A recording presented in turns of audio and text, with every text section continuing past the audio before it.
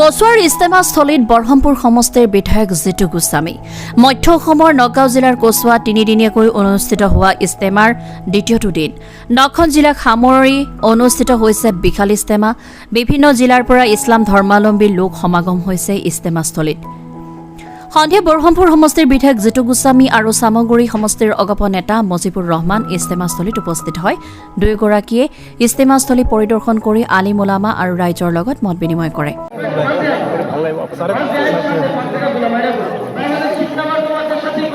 তিনিদিনীয়া কাৰ্যসূচীৰে কচুৱাত যি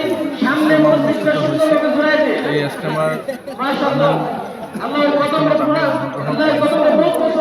যিমানখিনি পাৰা যায় আৰ্থিকভাৱে আমি সহায় কৰিছোঁ আৰু ইস্তেমাখনত কি আইন শৃংখলা পৰিস্থিতি কি বুজ দিবলৈ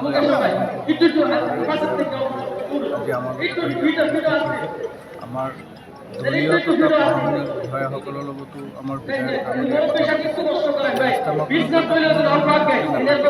ইয়াৰ ৰাইজে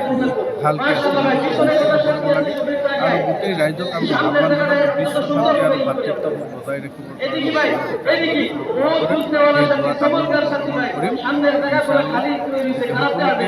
এই ইস্তেমাৰ মুছলমানৰ কাৰণে যাতে তেওঁলোকে দোৱা কৰে কচুৱাৰ পৰা গুলজাৰ হুছেইনৰ report Assam north east news live.